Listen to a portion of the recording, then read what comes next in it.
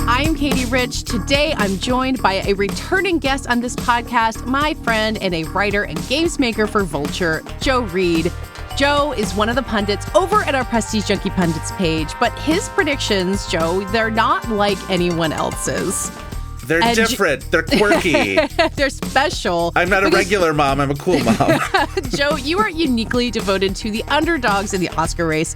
Right now, you're the only person on the page, for example, who's predicting people like Nicholas Hoult for Best Supporting Actor for Superman, or maybe Ari Aster for Best Director for Eddington. It might be crazy, but I also think it is essential, especially because we're at a point in Oscar season where things are really wide open if you believe in them enough. So today, Joe and I are going to talk about underdogs, our favorites, why you should root for them even when nobody else is, and who might actually make it through in the end. After you hear from me and Joe, stick around. You're going to catch the conversation that my colleague Chris Rosen and I had live on stage at the Denver Film Festival last week with Gus Van Sant, the director of the very entertaining new movie, Dead Man's Wire. Welcome to the Prestige Junkie Podcast. Joe, I brought you here because I love talking with you about the Oscars always, but you have really been a maverick on the Prestige Junkie Pundits page, picking all of your underdogs picks. And I know you have a really, you have a philosophy about this. You have a real thought process for why it's worth doing.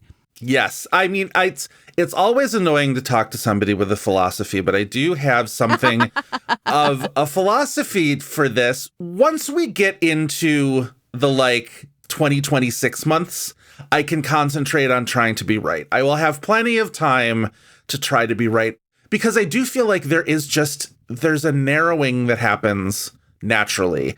And the longer we can put off that narrowing, the longer we can put off people being like, well, there are 15 movies that matter, and those are going to be the ones that I watch. No, there are 50 movies that matter. And in my little chaotic corner, I will be making sure that William H. Macy's performance in Train Dreams is not forgotten. So, no, Joe, I agree with everything that you're saying there, and possibly just because I've been talking to you about Oscars so long that your thoughts are my thoughts. I don't know where you end and I begin. We are one. But I have not been brave enough to make the kind of outlier picks that you have on there. But I think that the thought process behind it is completely right. But I also think there's this thing where we look at, not to name names, but sometimes somebody would be like, I really think this is the year for whoever it is. And you're like, are they paying you to say that? Right.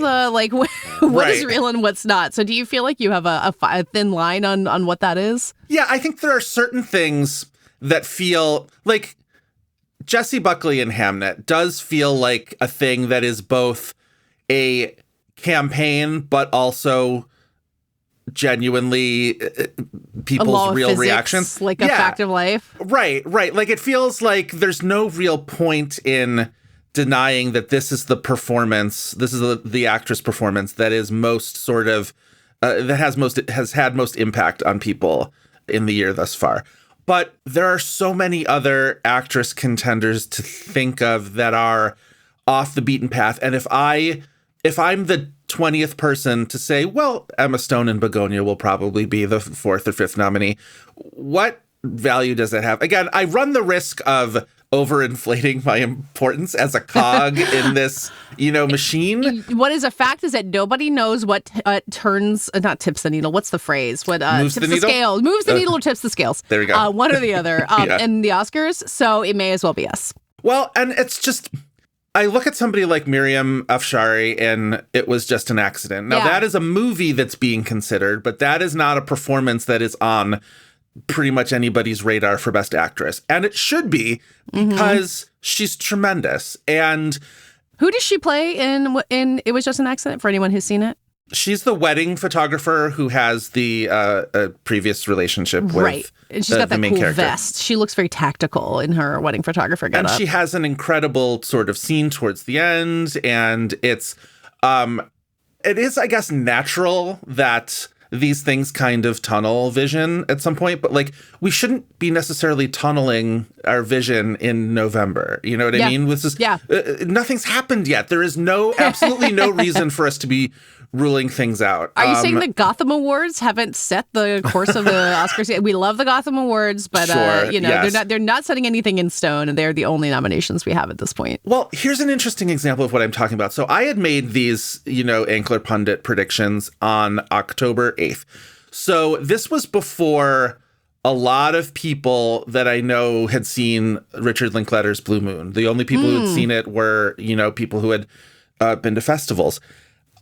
Since I made that pick, that has gone from being like a long shot in my head to being like, oh, that could actually happen. This is totally true. Not because of me. It's because more people have seen the movie and more people have been impressed with Ethan Hawke. And that's exactly what I'm talking about, is just encourage people to see more of these movies. And when they do, all of a sudden, a performance like that can really impress. Yeah.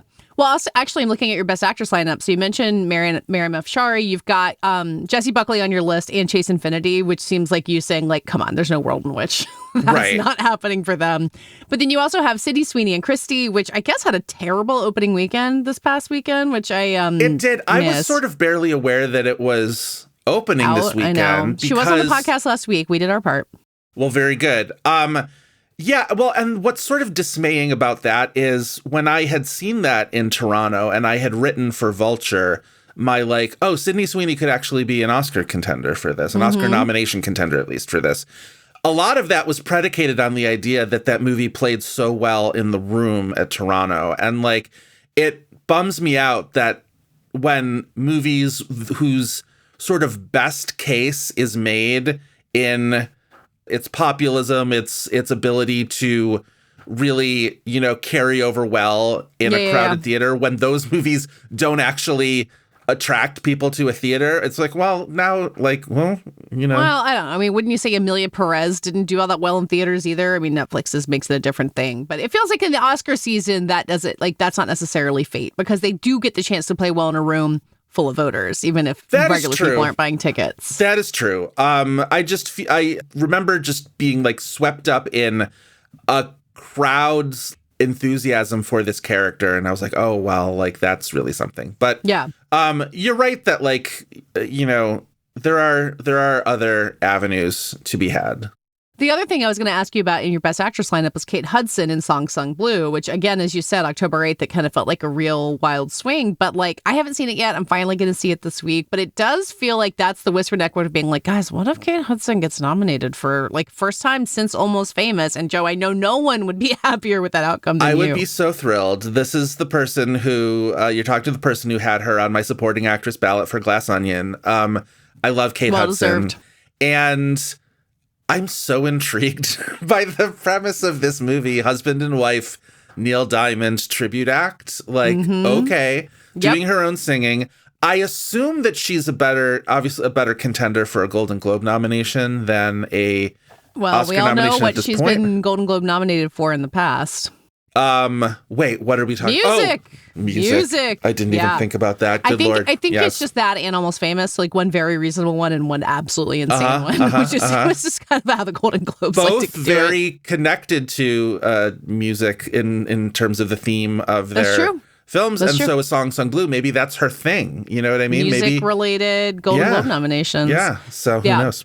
And I feel like Best Actor, I usually have more affection in that category than you do. Actress-oriented as many Oscar I am very actress-oriented, yes. But I maintain that Best Actor is still just insanely competitive, especially compared to Best Actor. And I wonder, maybe other than Ethan Hawke, who are your underdogs that you're trying to push forward there?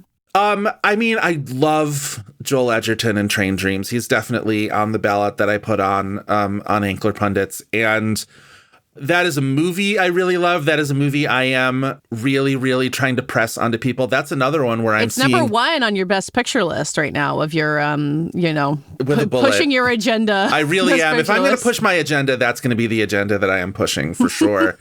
But I think in terms of if you want to talk about other underdogs, you get Lee Byung-hun in No Other Choice, who I think is somebody well worth looking at, him and also that movie itself. I am the hype squad for Dylan O'Brien's performance in Twinless. I think he's so incredibly fantastic in that movie. Is he considered a lead in? I think you could get away with pushing him and supporting if you wanted to. You absolutely could. I think because of the dual nature of the performance, and I think by the time you get into the non-flashback parts of the movie, he's essentially a co-lead. I think plus also the fact that he won the Sundance acting prize. I think that also... I forgot about that. Yeah. So this is an interesting year for people who won acting prizes at film festivals that aren't Cannes, essentially. Because also Rose Byrne winning the acting prize at Berlin is, one of the big feathers in her cap. So you know what I don't understand about Best Actor? So I'm looking at my list and everybody else's list, and the Timmy Leo duo at the top, and then most people have Michael B. Jordan in there. Yes. I don't know why Wagner Moura isn't being considered as much of an underdog as Joel Edgerton. Why are we all assuming that the secret agent is because he is so widely predicted. Same with Jesse Plemons and Begonia also, which I'd be interested to hear where you are on that. But it just, Best Actor feels so crowded and so fuzzy beyond those three that they all feel like underdogs to me. It's recency bias because of Fernanda Torres. And I'm not even kidding. No, I genuinely, totally that's absolutely the reason is people look at that and people well, Brazil's going to carry him over the line. And nobody wants to get in front of that train. Nobody wants to get creamed by that. So, and hopefully everyone has gone through their Twitter history with a fine-tooth comb who's in this category up against Wagner Moura. Yeah, exactly. Jesse Plemons' old tweets are just waiting to resurface. Right, exactly. Yeah, I mean, realistically, would you agree with me that it's Leo, Timmy, Michael B. Jordan, and then a free-for-all?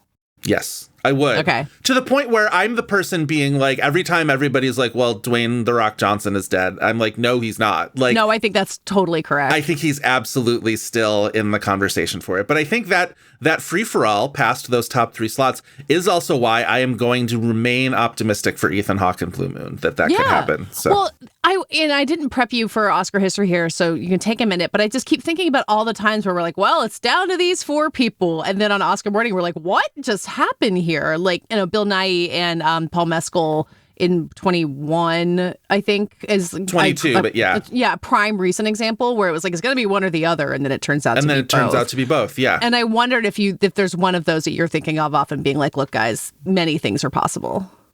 Yes, and the fact that we never get to see vote totals is one of those things where we never know how close these things are. Yeah. Do you think that as rules of society crumble and we never know what will happen, maybe someday we'll get those vote totals? If the world's going to collapse, can't we at least someday see the vote totals? Here's what I propose is a Willy Wonka and the Chocolate Factory style golden ticket situation where 5 people across the globe will find themselves with access to the Academy's vote totals, and you go into a room. You have to abide by the rules. If you don't... Do they ever get to tell us? Oh, no. You have to sign, ironclad. Okay. How would you feel if, someone else knew and you didn't? Oh. If you didn't win that golden ticket. That would be the end of me. So what, you're proposing a system where 5 people in the entire world get to see the vote total. Your odds are terrible. I know, my odds are terrible. No, I've hoisted on my own petard. But we should get to do it because we want it the most. Yes, exactly. Anyway, sidebar. But yes, we never see the vote totals. We never know how close it is, which is why these surprises happen, right? Yes. Yeah, exactly. Yeah. Okay, so Best Actor, it's a free-for-all. What are your supporting actor underdogs? Well, I think one of the most interesting things about supporting actress underdogs is I do think Amy Madigan in Weapons is a real thing. And it is such a weird, in this period where everything is invisible, where it's are we just hoping or is this real? And it's a lot of things that are hard to tell. I think there's real respect for Weapons, and I think there is tremendous respect for Amy Madigan as an actress. I think because she's sort of been around for so long, I think she's probably worked with a lot of people. And I suppose there is precedent, although now I did that thing that they tell you not to do in court where you're a lawyer and don't ever ask a question without knowing the answer, is I assume there's precedent for a horror movie to get Ruth Gordon in Rosemary's Baby. Sure. You know what I mean? To go back to the 1960s. Mm-hmm. But I think Toni Collette in Hereditary was the recent heartbreak that we're all kind of looking toward, right? These examples are more plentiful, right? The ones that really feel like they should happen, but they don't. But I also feel like this is the other thing is I think because it's on so many pundit lists, and again, I don't want to overvalue the pundits, but like it's a mentality, right? It is once you get your mind fixed on the idea that like this is a thing that could happen and it wouldn't be it wouldn't be so strange. Then you are given permission to be like, well, to look at the performance and be like, well, that performance is incredible. And I feel like it's easier to do in supporting, to have one of these kind of oddball very, very much. performances come up in there. It's easier for veteran actors. Because the thing that I'm thinking of, and I will continue thinking of forever probably, is challengers, and how we all kind of gathered around, all the pundit classes being like, no, guys, consider challengers. Put it in there. Zendaya for Best Actress. Why couldn't this happen? I think because we could not settle on Josh O'Connor or Mike Feist, or we had, group chat arguments about which team we were that will rage on for the rest of time. I know your team, Mike Feist. I respect you and your forever. wishes. I know. Yeah. I think that because we couldn't pick between those two guys, there was not a lane for challengers to actually make it through the way that Amy Madigan could. Yeah. Plus, like, if you were concerned with the Oscars feeling populist enough, or I don't think that's a problem this year. I also don't think that's a problem this year, but like this was a movie that was deeply popular, and this is a performance that has like broken free. I mean, this Halloween, if nothing else. How many? Did you see any Aunt Gladys's in real life? I wasn't not. out for Halloween, so but like I did on like social media. Yeah. I assume Los Angeles was crawling with Aunt Gladys's. They can report back. But okay, so elsewhere in supporting actor, I mean, you're writing hard for Eddington. I still haven't seen it. I loved Eddington. I'm the freak who absolutely loved Eddington. And like you mentioned Nina Haas already. I think you're totally right. She's been getting out there. I talked to her in Middleburg. She's so impressive. She's so impressive in that movie. She's incredibly impressive, and she's so smart. She's played Hedda Gabler on German Broadway, not Broadway, but and the way that they do it, she played Hedda for like years, like every Monday or something like that. Like, when you hear her talk about it, it's really dazzling. And I am kind of unclear about where Hedda is headed in all of this. But again, it's the same thing of being like, why not? It could happen. Exactly. So your supporting actor, speaking of Josh O'Connor, on the top of your list, you've got him in Wake Up Dead Man. And like, it's a problem of abundance for Josh O'Connor this year because he's just got too many performances out there. But I do think this is the likeliest place for him to get in somewhere if we can make it happen. The problem with this is, for whatever reason, Netflix appears to silo off the Benoit Blanc movies from the rest of its Oscar contenders. And I don't know if I agree with that. I want to hear your argument on it. It just feels like you look at something like Frankenstein or Jay Kelly or House of Dynamite. Those feel like they are getting the traditional sort of awards push. Train Dreams, to a lesser degree. Train Dreams has been everywhere. Joel Edgerton has been crisscrossing the country. They're doing what they can, I think. Does it not feel to you that Wake Up Dead Man is just sort of like, it's there in December and they are waiting to see if the audience responds to it? I think that Rian Johnson has been a lot of places. He has a New Yorker profile that just came out today. Nathan Johnson, the composer, was all over Middleburg. I ran into him constantly. So, say that what it is. The actors, I think, are the tricky part of those movies sometimes. Like, I think Daniel Craig, not crazy about campaigning. Who can blame him? Sure. He just did all this for Queer to no result. Like, I don't know if he would be eager to jump back out there. Like, Josh is promoting Rebuilding, which is about to open at the same time. Like, I don't know why Glenn Close hasn't been everywhere possible. Like, I don't totally know how that works, but I don't know if I agree that Netflix isn't sending them places when they can. Okay. It just is like it might just be a different like scale of who they can get in what place. And we'll see, like, maybe they'll all be at the Governor's Awards traveling as a pack. Nothing would make me happier, but I'm not totally sure that's going to happen. And maybe this is just a frustration as somebody who loved Knives Out. I know Knives Out wasn't under the Netflix umbrella, but like loved Glass Onion.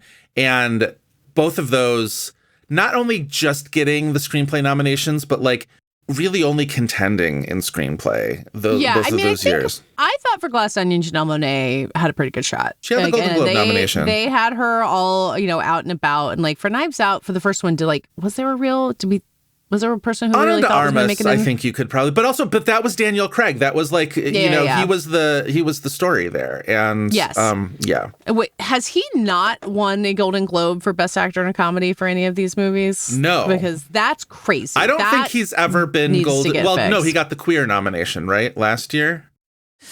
I think. Let's see. Let's pull up the old Daniel Craig IMDb page. Also, like, queer just made no sense as a nomination for the things that Daniel Craig is the best at. And yeah. Oh, no, now it can be said. I'm fine with queer. I'm kidding. Now we can say it. Yeah. Yeah. He was nominated for Queer and for Glass Onion and for Knives Out. He just has never won. Oh, okay. All right. So hopefully this is the year. Although Golden Globes comedy has like One Battle After Another and Marty Supreme and Wicked's not a factor in that in actor. But anyway, it's Golden Globe comedy is busy this year. I just think more than any other of these Benoit Blanc movies, Josh O'Connor stands out as like the best performance, but also like he kind of takes over the movie from Daniel Craig in a way that like even Janelle Monáe did not in the second one. It is structured for him to be the lead. It is a more emotional movie than the other two movies, I think. And I'm at this point where I think Josh O'Connor can do absolutely anything, and you watch him like take that movie right out from under Daniel Craig, like willingly. I think like Daniel Craig is taking a backseat on purpose. The movie is very, deliberately structured, like they all are. So long as people don't accidentally cast a vote for Jack O'Connell instead, because they very briefly glance at the Jack O'Connell in Sinners, who is also incredibly worthy, and I have him on my list as well. Incredible. Yeah. Well, hey, before we get into Sinners, what was your tweet a couple years ago about the guys who got to get in a room and figure it out? And I think Josh O'Connor and Jack O'Connell were on that list. It was Josh O'Connor, Callum Turner, Harris Dickinson, and George McKay. All four of them. And that was at a time when most of them hadn't really made their mark individually yet. And I still maintain that Callum Turner looks very much like Josh O'Connor. And I mean, it's to be said. I think I can tell them apart now. Okay, so for Sinners, so Jack O'Connell in your like long shots lists of what you have now, it's just Jack O'Connell. Like you've left out Wumi Masaku, Haley Steinfeld. Like he's or Delroy Lindo. Like Jack is the one who you're throwing out for. Is that because he feels the least likely of that group? Yes. Okay. I am absolutely still riding for all of those people who you just mentioned. Of course. And I think Sinners, beyond Michael B. Jordan, the acting prospects for Sinners is going to be, I think, one of the more interesting things to follow across the season. I'm bracing myself for the Golden Globes to not nominate either Delroy Lindo or Wunmi Masaku or Haley Steinfeld, and I'm going to be crestfallen, but I think we all need to just remember that like the Golden Globe voters should not be an indicator of how the Oscars vote, even though we always sort of assume, sort of take that as a given. There is no crossover. It's a long season. We do not have to abandon all hope. Well, and the Golden Globes have changed their membership a lot, but very famously not great with Black representation within their ranks, which is why Sinners may in particular have a challenge there. Although, again, their membership has changed. They've done better. And they help set the agenda in the fact that I think as we enter the holiday season, it gives people a list of things to check out, right? And it gives a framework that's, I don't want to say lazy, but like it gives a framework to people who have jobs where they have been working too hard all year and then they suddenly have to catch up with everything. Right. That they can sort of, we can, shorten our list of possibilities to these. Yeah. Well, God, I would hope that like Sinners, like if you're going to see 10 movies this year, like if Sinners isn't one of them, I'm not sure what you're doing there. But right. You're right. It takes time to get everybody there. I have a lot of faith that Sinners will do really well with the Critics' Choice Awards as a group that, Me too. I know well. Yeah, I think that will be fine. But I mean, the thing I'll just keep saying all season is like every category in which Sinners is competitive, One Battle After Another is also competitive. Yeah. And it's unfair. It's crazy. Like, the score or cinematography or the casting Oscar. Like I saw Sinners and I was like, oh, it's going to win the casting Oscar until I saw One Battle After Another and was like, ah, shit. Can I say something that doesn't help? And this again, this isn't a knock on the Gotham specifically. Giving Sinners a cast award for its ensemble, doesn't help. Doesn't help anything. It helps the picture perspective, but like it doesn't help Wunmi Masaku. It doesn't help Delroy Lindo. It is essentially a permission slip for you to not nominate them individually. And it's just sort of like, well, everybody in Sinners is good. And it's just like, true, but there are individuals, and if you don't start singling them out now, then it will be very easy to just be like, well, we'll nominate them for cast at the SAG Awards, and that'll be good enough. My counter to that is the Everything Everywhere All at Once example, where that group traveled as a pack absolutely everywhere. And I think it became pretty clear that Michelle Yeoh and Ki Hee Kwan were going to get in pretty early on. But Jamie Lee Curtis and Stephanie Hsu, I think both really got boosted by that. Like, that's a good point. They walk into a room and everybody wants to be around them. And I think it's Sinners. Like, Michael B. Jordan's exciting. He's a huge star. He is a good person to see out there. But, like, if you have him and Delroy Lindo and Wunmi Masaku all there, you're going to flip out. Like, there's a power, there's a magnetic force of a cast in that way that I think is smart to rely on. But I also think it's worth mentioning that, like, Everything Everywhere All at Once had a particularly, like, that cast was a good fit for that strategy, right? Because, like, I think in, like, you know, not every cast sort of travels in a pack like that. Not every cast sort of like, do you know what I mean? Like sometimes, you know, sometimes it's a job, and sometimes I have no idea. Maybe everybody in Sinners like is on, you know, a group chat and plays, you know, that would delight me to no charades every few weeks or whatever. But I think you have to sell a particular vibe to succeed that way. Yeah, that's one of the things I'm very much looking forward to seeing at the Governor's Awards, which I'm going to on Sunday. Like last year, like Mark Eidelstein and Yura Borisov from Anora. That's a very good example. Walking around as a duo, and like only one of them got nominated in the end, but I think it helped them both. That red carpet interview at the Oscars that they did with Chicken Shop Date lady was a perfect example of like, oh, if this is what they were like on the campaign trail all season, no wonder that like, you know, Yura Borisov got nominated. You know my feelings on Mark Eidelstein. I think he should have been nominated as well. I agree with you 100%. Maybe the Hamnet cast will travel this way. Maybe. Oh my God! What if we get 2 Jupes at the Governor's Awards? Okay. Yeah. I know. We need to wrap this up. Okay. But you do have Noah Jupe on your supporting actor long shots list, and I just want to co-sign that so hard. I love him in Hamnet so much. I love Hamnet deeply. I think there's an incredible amount of things that are accomplished about that movie. I'm not sure there is a better moment in that movie than Noah Jupe's face, which you see in the trailer, which gives away too much. I don't like that's in the trailer. Scene, I know, but the big scene at the end, you know it if you've seen it. I think that's the most incredible shot in the entire movie. And he's amazing in like 2 scenes. I worry, and especially now because Paul Mescal is being pushed in supporting actor, and we'll have plenty of time to kvetch about that.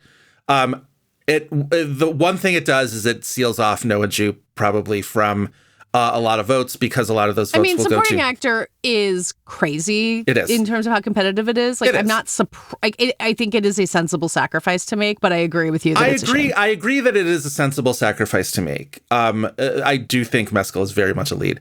But... man, I will find a way to mention Noah Jupe's performance in that movie every chance I get this season. He's so good. Yeah. Okay, we should wrap this up because of, as always, we could go on forever. But just to throw out in screenplay, that's always a place where underdogs can thrive at the Oscars. Like historically, it's been the like, you're too weird for us to nominate anywhere else. And as the Oscars change, it changes a little bit. But of all the screenplays, is there anything you really want to tell everyone, hey, consider this Underdog? If I Had Legs, I'd Kick You, which I am supporting in all categories. For your consideration in all categories. For your consideration in all categories. If I Had Legs, I'd Kick You. And also, I think Park Chan-wook, for no other choice, is very gettable here. And I agree. Would be a very, very good screenplay nomination.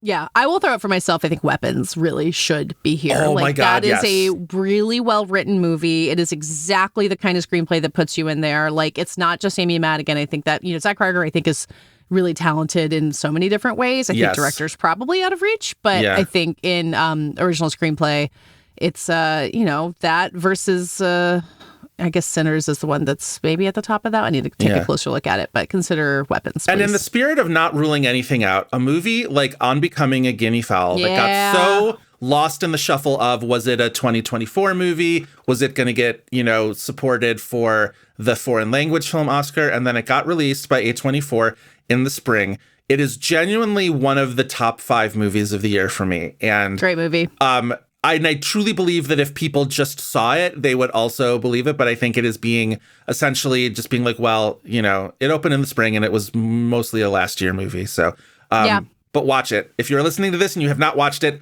On Becoming a Guinea Fowl, it is tremendous. That's what we're here for. Yep. Okay, Joe, this was very fun. Of course, we will continue talking about Underdogs and so much else this season. And people can hear you on Prestige Junkie After Party this Friday. An episode we're going to record in about 10 minutes as we're doing this. So everybody come back for that. And everyone stick around for now. And we'll be back with my conversation with Chris Rosen and Gus Van Sant.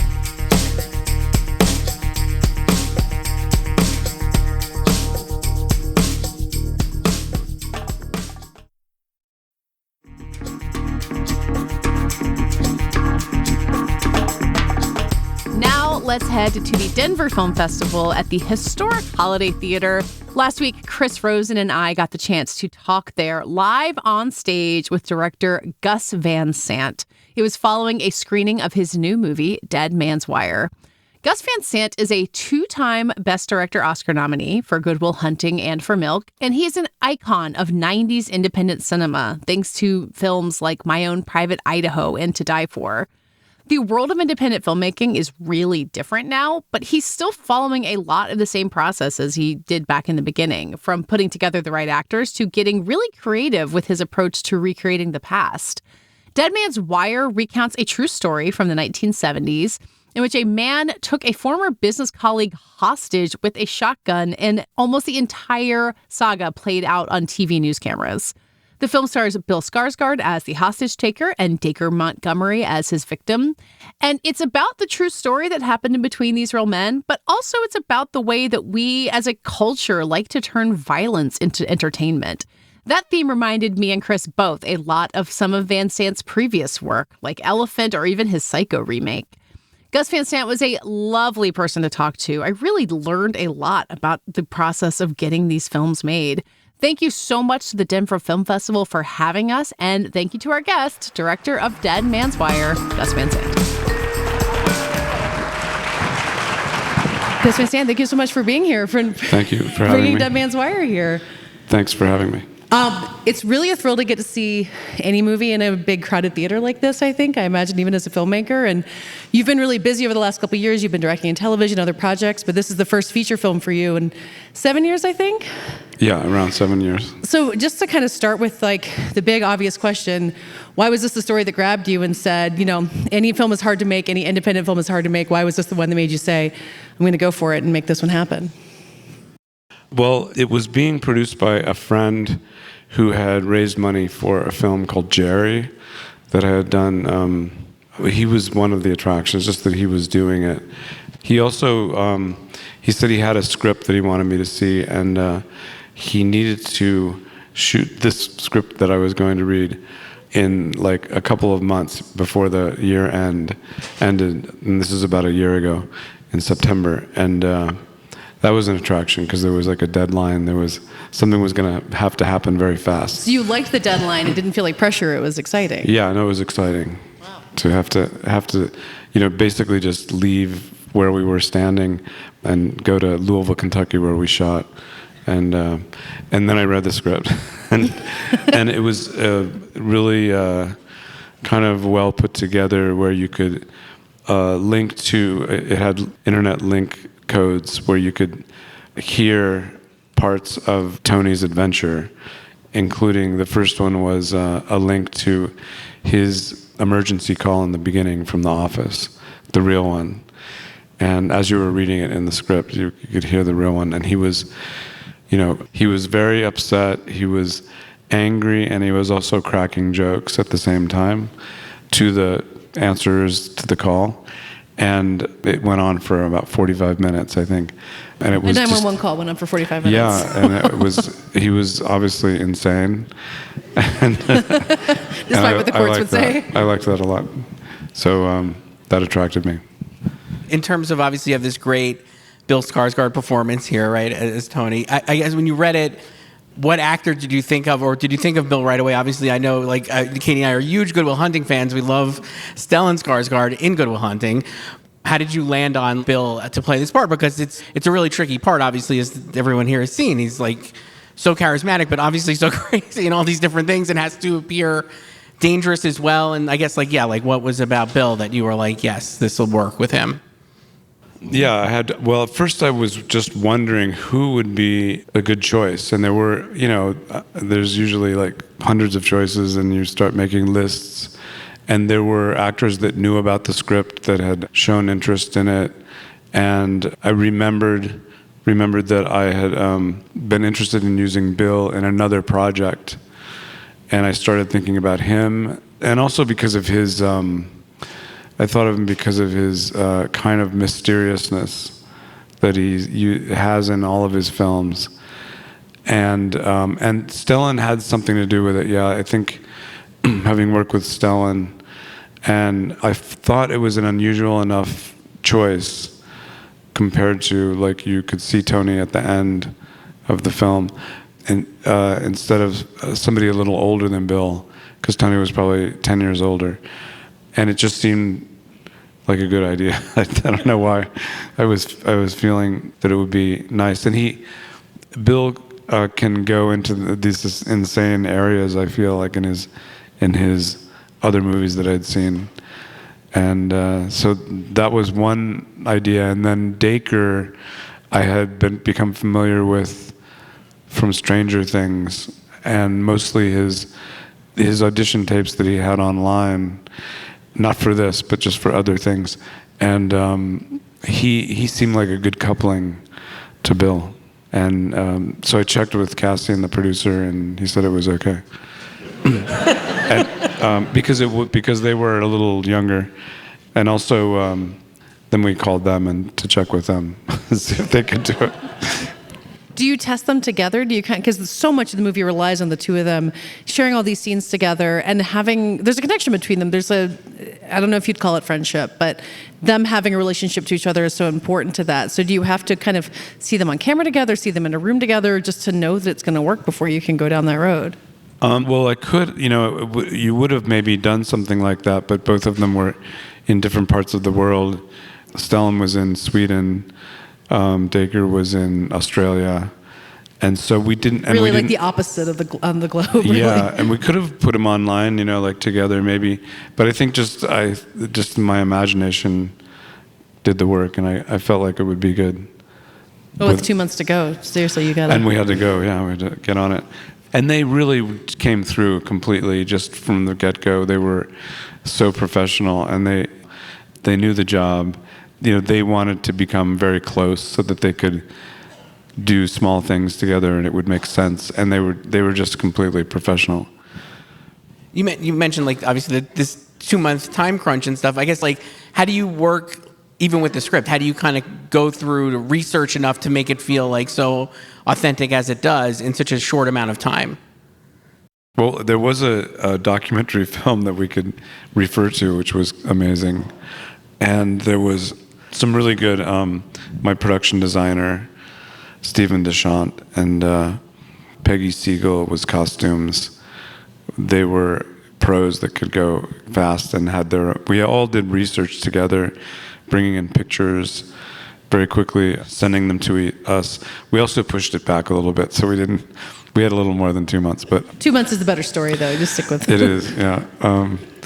And everything was, sort of rounded up, and Stephen was very fond of drawing things. So the drawing of the gun on the desktop was something that he just had done on his own. And I thought it looked cool and we could use it in the shot. But they were fast workers. I mean, at the end of the movie, you see the real news footage, but what I think is so captivating about watching it is you're slipping between reality and TV news cameras constantly, to the point that, like, I mean, you could tell me there is real news footage in the actual film itself, and I would believe you. Like, how did that become the lens to tell this story? I mean, it's such a story about how we process true crime and reality and things like that. And you've got the Mihaela character kind of representing the news part of it. But just visually, like, knowing that aesthetic of 70s TV news cameras, how did that become the look that you wanted to kind of absorb us in this? In the reference footage, which is at the end of the film, was the official apology moment when they were being broadcast on 3 national channels.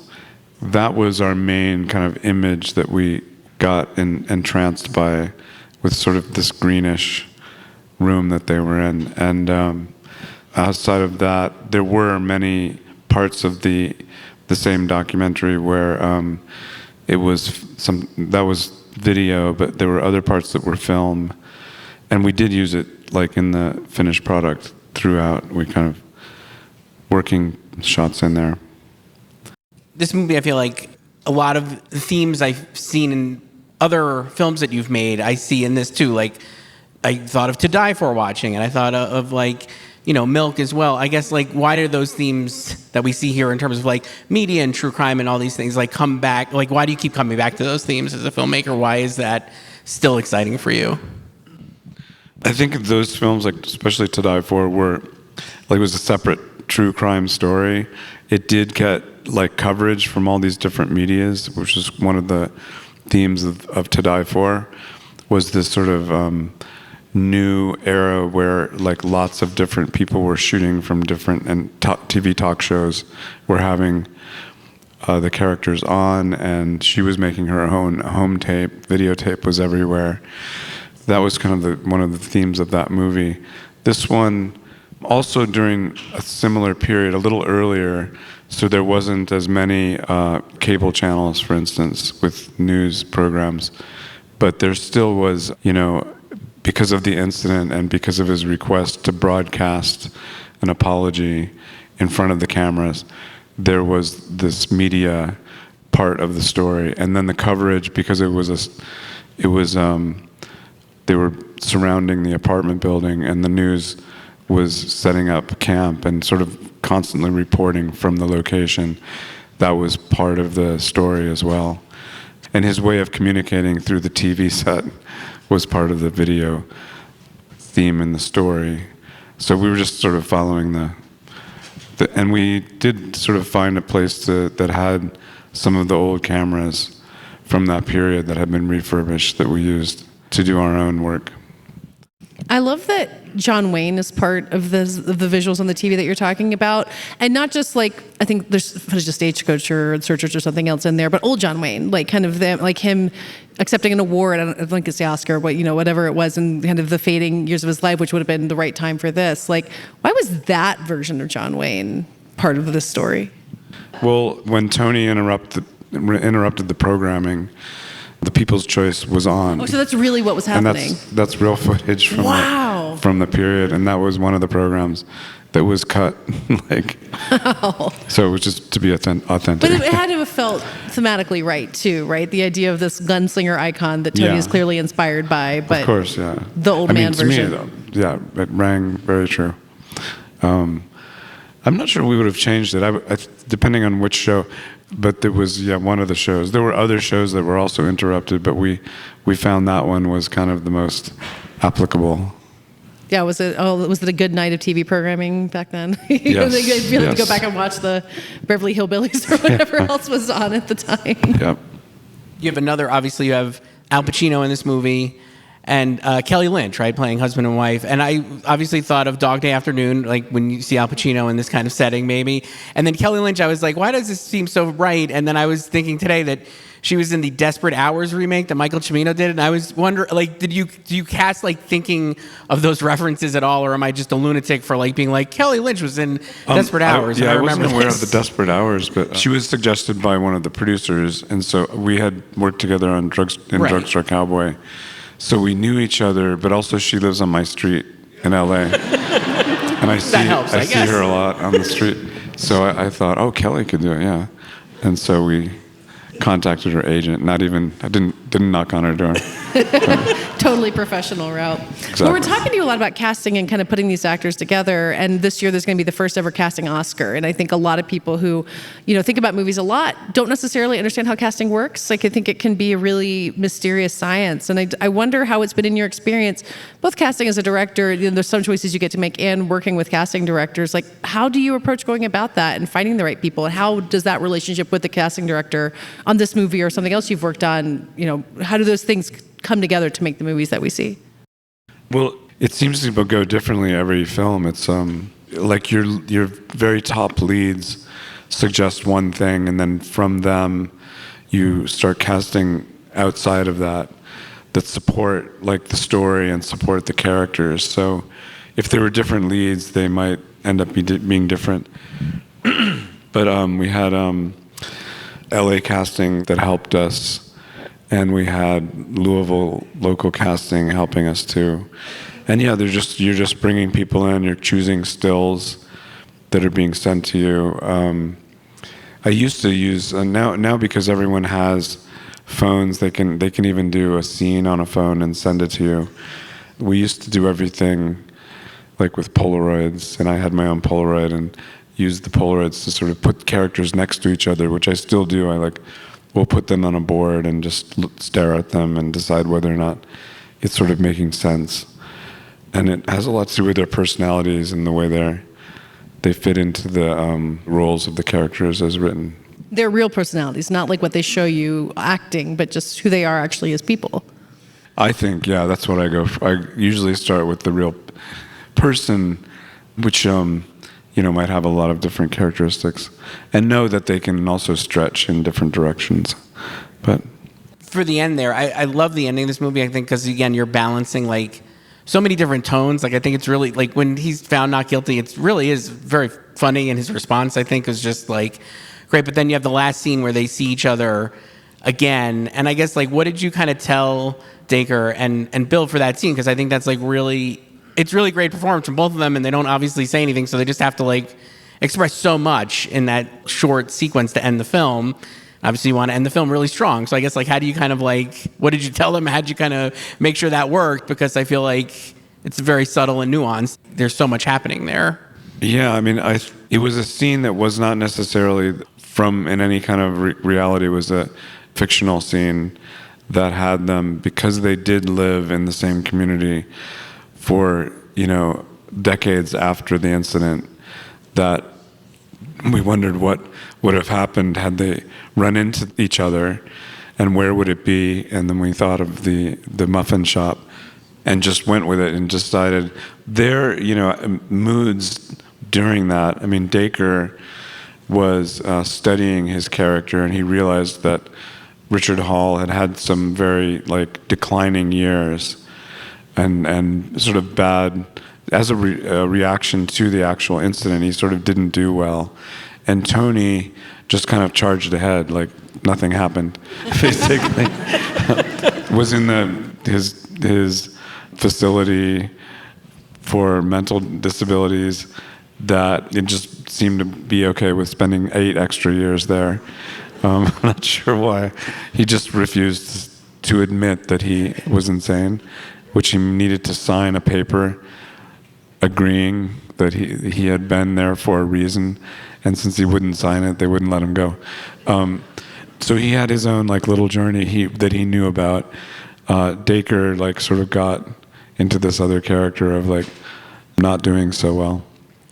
So it was really them interpreting it and it seemed to be going well. You have a great the scene right before that when obviously when he's acquitted and he's running down the stairs and he shouts up I'm not crazy. I'm paraphrasing, but he's like, I'm not crazy. The way he does that line read, it was I felt like it was like Ray Liotta in Goodfellas when he's running out and Debbie Mazar's throwing the cocaine at him. It's like that same energy, and I was like, wow, that is so funny. It's just so crazy, for lack of a better word. But yeah, it's great. He's so good. Yeah, I mean, one of the things about the real footage that was remarkable, that Tony had the same level of intensity all the way through the 3 days or 3.5 days of going through with the same clothes on, and he never lost his energy.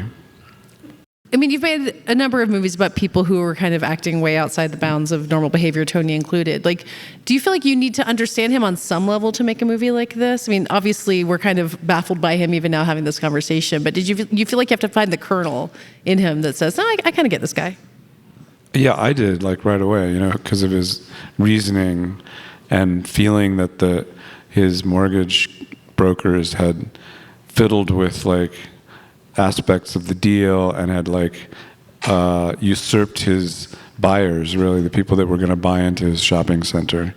It made sense to me. The resentment that it's not too hard to tap into these days. I mean, the way that we talk about independent film these days, this film's made independently and is, now getting a release. You talk to some people who act like it's impossible, like it is just and I think there's so many obstacles in place to making a movie.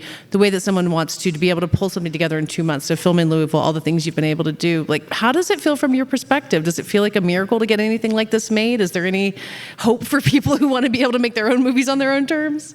It's always a miracle, I think, when any film, like the huge films, even more so, because the huge films are, there's more moving parts and there's more huge crews and there's more insanity, I think. A small crew, we were pretty small. We were okay with funding, but we were very, very, very thrifty. We had 19 shooting days. It's just like really, really nothing. And we had to go fast. I think whether you're making a small film like ours, a big film, or even smaller, where it's just you and a few actors and a phone, it's always going to be really hard. Everything's going to be really hard. Everything's going to be, but manageable. Like you can figure it out.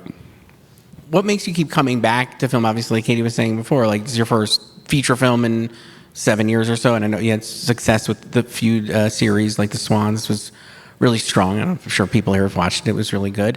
But like, what still excites you about making a film at this point? When it's so hard and you only have 19 days on a set.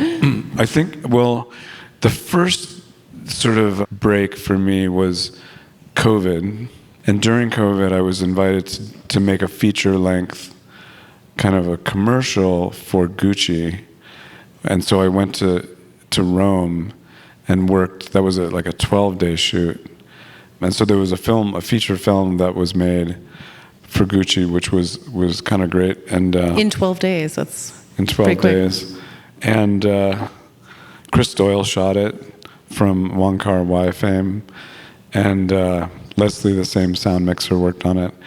So there was that, but then there was like 6 hours of Ryan Murphy feud, answered prayers, like Truman Capote series, which that was even faster, the shooting, amount of time for the shooting of the series, but a lot more money. Like there was tons of money to build stuff and, play with.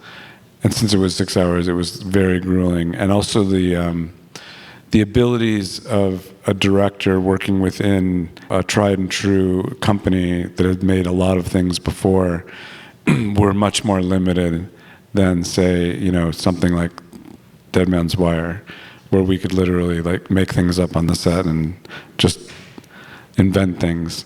Whereas in, a TV show, like it requires like people to check off on all your inventions. I'm always interested in thinking about directing as not just, your vision and the themes that you're interested in pursuing and the stories you want to tell, but standing on a set and things are running late and running out of money or daylight or something like that, and still being the leader and being the person who everyone has to come to when you have an answer to the question, or you have a pep talk, or you have something. Like, what is your method for getting through those moments and maintaining that kind of leadership position and helping everybody still be part of the same team? Like, how is that job as a director? Well, the way I do it is, the one thing that needs to be happening is you need to like find a shot and you need to like film the shot, and that activity in itself requires, talking to the actors to stand in certain places, and the camera to be in a place, and lighting to be a certain way, and then, you go, and then you like move on to the next shot. So there's a natural like leadership given to you by the crew, so long as you can do that. I mean, if you can't do that, then there might be like trouble.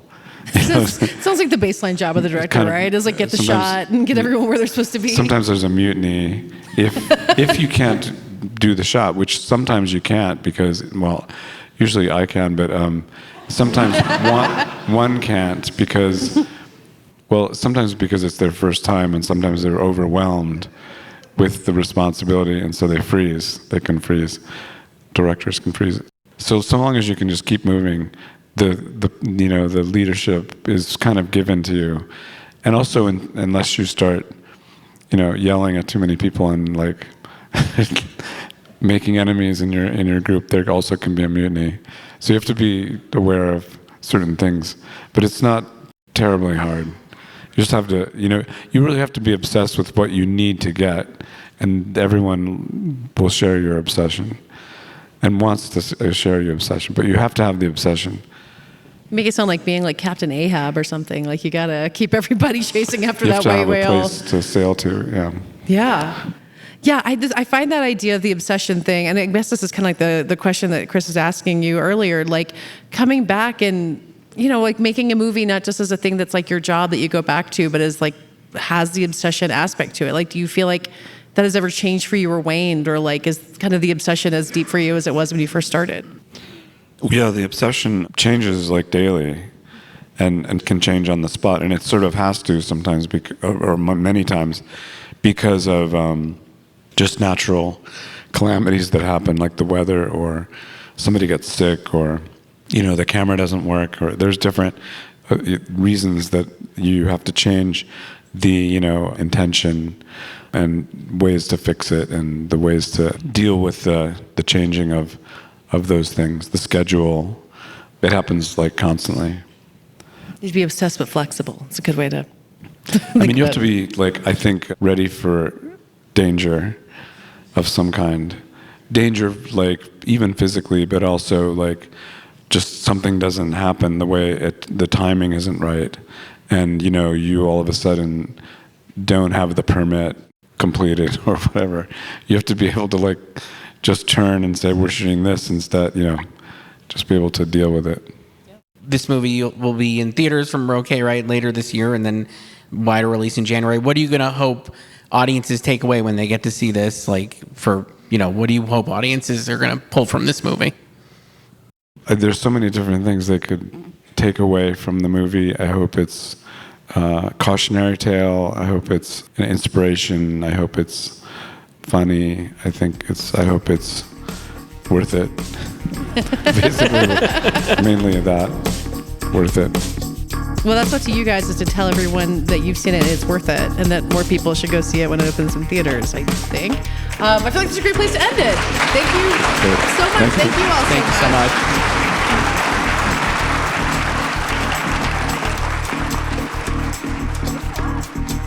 That does it for today's episode. As always, find much more from us at Prestige Junkie After Party. Go to prestigejunkie.afterparty.substack.com.